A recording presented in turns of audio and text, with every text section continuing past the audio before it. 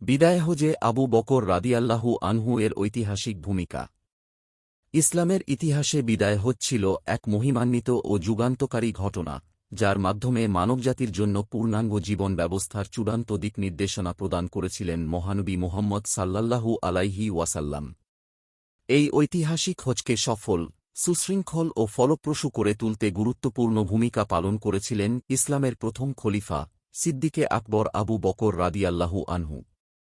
তিনি ছিলেন রাসূলুল্লাহ সাল্লাল্লাহু আলাইহি ওয়াসাল্লামের সবচেয়ে বিশ্বস্ত সঙ্গী, নিবেদিত প্রাণ সহচর ও উম্মতের জন্য আদর্শ নেতৃত্বের প্রতীক।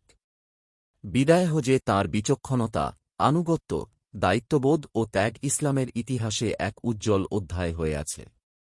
হিজরতের নবম বছরে তাঁর ঐতিহাসিক ভূমিকার ফলে হজ মূলত হিজরতের দশম বছরে মহানবী সাল্লাল্লাহু আলাইহি ওয়াসাল্লামের বিদায় হজের পটভূমি প্রস্তুত করে দেয়।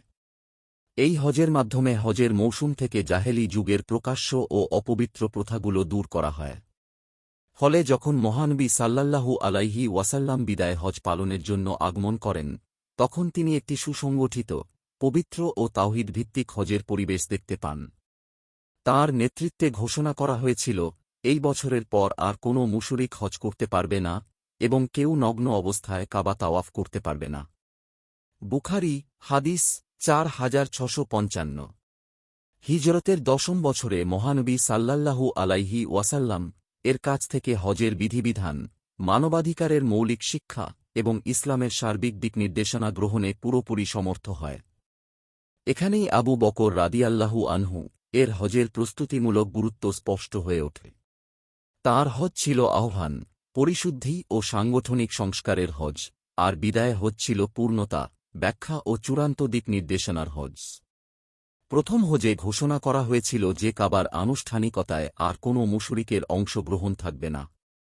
আর বিদায় হজে মহানবী সাল্লাল্লাহু আলাইহি ওয়াসাল্লাম তাঁর উম্মতের সামনে দাঁড়িয়ে বলেছিলেন, তোমরা তোমাদের হজের আনুষ্ঠানিকতা আমার কাছ থেকে শিখে নাও।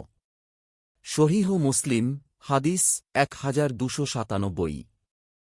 মূলত তাবুক যুদ্ধ থেকে ফিরে এসে মহানবী সাল্লাল্লাহু আলাইহি ওয়াসাল্লাম রমজান, শাওয়াল ও জিলকদ মাসের অবশিষ্ট সময় মদিনায় অবস্থান করেন।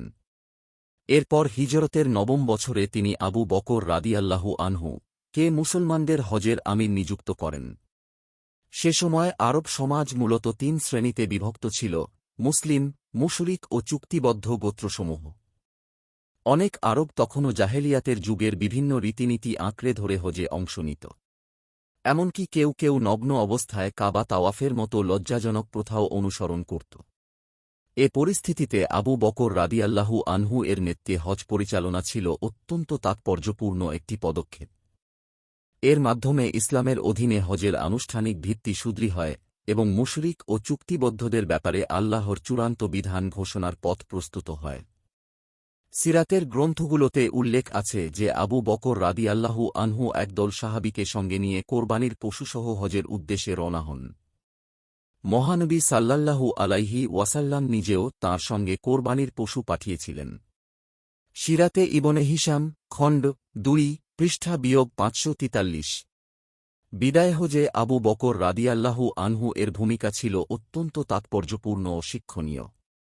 তিনি মহানবী মুহাম্মদ সাল্লাল্লাহু আলাইহি ওয়াসাল্লাম এর বিশ্বস্ত প্রতিনিধি হিসেবে উম্মতের ঐক্য, শৃঙ্খলা ও ইসলামের আদর্শ বাস্তবায়নে অসাধারণ দায়িত্বশীলতার পরিচয় দিয়েছিলেন। তাঁর নেতৃত্ব, দূরদর্শিতা ও আত্মত্যাগ প্রমাণ করে যে তিনি শুধু একজন সাহাবী ছিলেন না, বরং ইসলামের ভিত্তি সুদৃঢ় করার অন্যতম প্রধান স্তম্ভ ছিলেন। বিদায় হজে তাঁর ঐতিহাসিক অবদান মুসলিম উম্মাহকে আজও শিক্ষা দেয়, নেতৃত্ব মানে দায়িত্ব, আনুগত্য ও আল্লাহর সন্তুষ্টির জন্য সর্বোচ্চ ত্যাগ স্বীকার করা।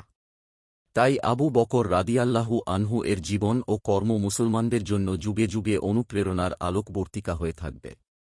আপনার একটি শেয়ার হয়তো কারও জীবন বদলে দিতে পারে। সাদকায়ে জারিয়া সওয়াব পেতে ভিডিওটি শেয়ার করুন।